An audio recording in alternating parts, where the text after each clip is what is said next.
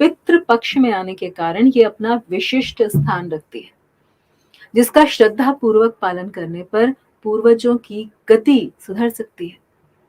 इंदिरा एकादशी को श्राद्ध एकादशी भी कहा जाता है। माना जाता है कि पूरे विधि विधान से इंदिरा एकादशी का व्रत करने से पितरों को शांति मिलती है और मोक्ष की प्राप्ति होती है।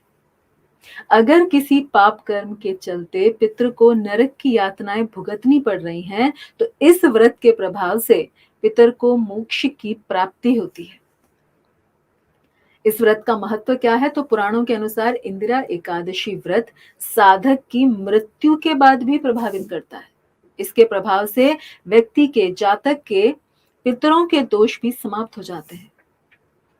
यहाँ पर संक्षिप्त में यह समझना आवश्यक है कि पितृ दोष और पितृ ऋण क्या है।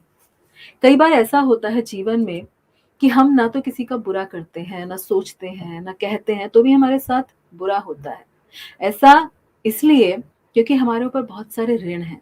ऋण यानी लोन आजकल की भाषा में। तो जो व्यक्ति बहुत सारे लोन लेकर बैठा है, वो कैसे सुखी रह सकता है? उसे तो ठीक से नींद भी नहीं आती, सो भी नहीं पाता, भोजन भी नहीं कर पाता।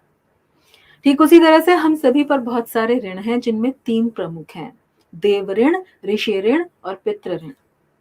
और इसमें आज हम पितृ ऋण की बात करेंगे। हम सब पर पितरों के ऋण हैं, क्योंकि हम अपने पितरों का गोत्र लिया हुआ है।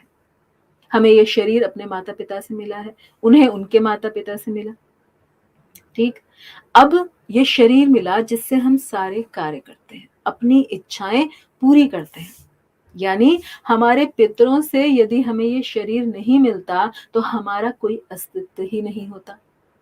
हम पितरों का धन उपयोग करते हैं, उनका नाम सम्मान जो उन्होंने कमाया उसका लाभ उठाते हैं। तो ऐसे पितरों के ऋण है हमारे ऊपर, और जब तक हमारे ऊपर ये ऋण है, उनको चुकाए बिना हम प्रसन्न नहीं रह सकते।